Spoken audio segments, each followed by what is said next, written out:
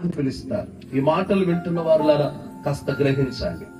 యేసయ్య ఏమిచ్చే దేవుడు అని బైబిల్ చెప్పిందంటే రక్షణ కలగజేసే దేవుడు. అందుకే గొర్రెల కాపరుల దగ్గరికి దేవదూత వచ్చి పలికిన మాట, దావీదు పట్టణమందు నేడు రక్షకుడు మీ కొరకు పుట్టి ఉన్నాడు అనండి అందరూ.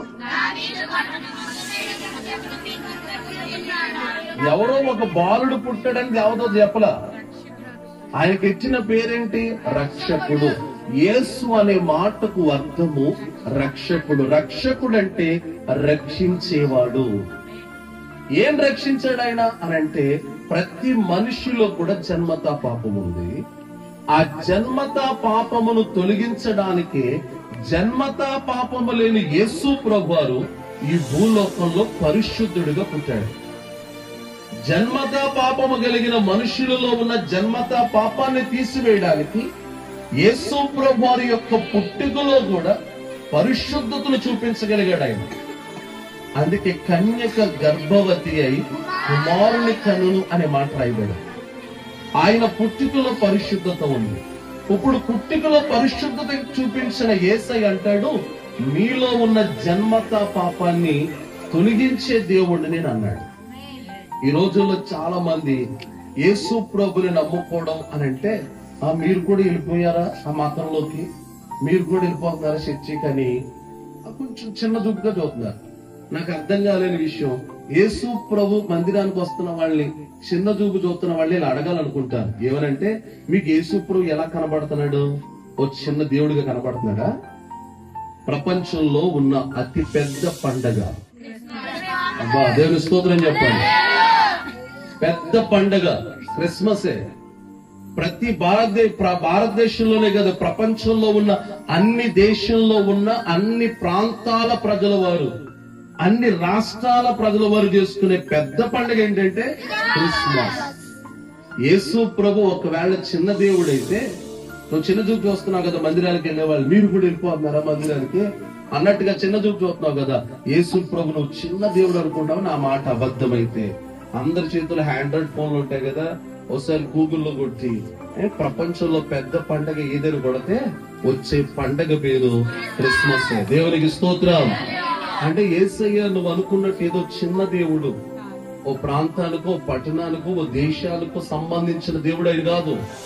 ఆయన గురించి బైబిల్ రాయబడిన మాట, యేసు క్రీస్తు అందరికీ ప్రభువు. నువ్వు నమ్మినా నమ్మకపోయినా, నువ్వు వచ్చినా రాకపోయినా, యేసయ్య నీకు కూడా ప్రభువుగానే ఉన్నాడు. దేవునికి స్తోత్రం. అందుకనే యేసు ప్రభు అంటాడు, మీలో ఉన్న జన్మతా పాపము తొలగించబడాలంటే, జన్మతా పాపము లేని నేను మీ కొరకు నా ప్రాణాన్ని పెట్టాను, నా రక్తములో మీరు ఏం చేయబడాలంటే కడగబడాలి అన్నాడు. చాలా మంది అంటారు, యేసయ్య రక్తంలో కడగబడడం ఏంటి, ఖచ్చితంగా కాకపోతే అని అంటారు. యేసయ్య రక్తంలో కడగబడడం అంటే ఆయన రక్తాన్ని తీసుకొచ్చి నేను ఎత్తి మీద వేసేస్తామని కాదు. యేసయ్య రక్తంలో కడగబడడం అంటే నీ జీవితాన్ని మార్చుకుని ప్రభు కొరకు జీవించడం. దేవుని స్తోత్రం చెప్పాలి. యేసు ప్రభు ఏం మార్చుకోమన్నాడంటే మన బుద్ధిని, మన మనస్సును మార్చుకోమన్నాడు. ఇంటి పేరునే మార్చుకోమనలేదు, కులం పేరునే మార్చుకోమనలేదు, మతం పేరునే మార్చుకోమనలేదు. ఆయన చెప్పిన మాట ఏంటంటే, నీ బుద్ధి మారాలి, నీ ఆలోచన విధానము మారాలి అని అన్నాడు. యేసు ప్రభుని నమ్ముకున్న వాళ్ళు కొంతమంది ఉంటారండి, వాళ్ళు యేసు ప్రభుని నమ్ముకోక మునుపు భయంకరమైన అలవాటులు కలిగిన వాళ్ళు, తాగుబోతులుగా ఉన్నవాళ్ళు, తిరుగుబోతులుగా ఉన్నవాళ్ళు, ఇష్టానుసారంగా బ్రతికిన వాళ్ళు చాలా మంది ఉంటారు. కానీ యేసు ప్రభు నమ్ముకున్న తర్వాత వాళ్ళ జీవితాలను ఏం చేసుకున్నారు? వాళ్ళు మార్చుకున్నారు. యేసయ్య చెప్పిన మాట ఏంటి? ఒరే నువ్వు తాగుబోతువా, తిరుగుబోతువా, లేదా నీలో ఏదైనా చెడు ఉందా, నువ్వు నన్ను నమ్ముకుంటే ఈ చెడంతా నువ్వేం చేయాలన్నాడు? వదిలిపెట్టాలన్నాడు. అంటే మందిరాలకు వచ్చే వాళ్ళు అందరూ చెడును వదిలిపెట్టేశారా అనే ఒక ప్రశ్న నువ్వు అడిగితే అందరూ విడిచిపెట్టని వారిగా ఉండొచ్చేమో, కానీ వచ్చిన 100 మందిలో ఒక 70% మారిన వాళ్ళు ఉంటారు కదా. దేవునికి స్తోత్రం చెప్పాలి. నువ్వు 30% చూస్తున్నావు. మందిరానికి వచ్చి ఇంకా మారలేని కొంతమంది ఉంటారు. ఆ 30 మందిని కదా నువ్వు చూడాల్సింది. తమ జీవితాలను మార్చుకుని, చెడు అలవాటులను వదులుకుని, చెడు లక్షణాలను వదులుకుని, చెడు పాపాన్ని వదులుకుని మారిన వారి గ్రామంలోని కళ్ళెదుట ఎంతో మంది కనబడుతున్నారు. వాళ్ళను మంచి వారిగా మార్చింది నేను మీరు నమ్ముకున్న యేసు ప్రభు మాత్రమే. దేవుని స్తోత్రం. అందుకే యేసయ్య అంటున్న మాట, నేను నీకు రక్షకుణ్ణి. అంటే నేను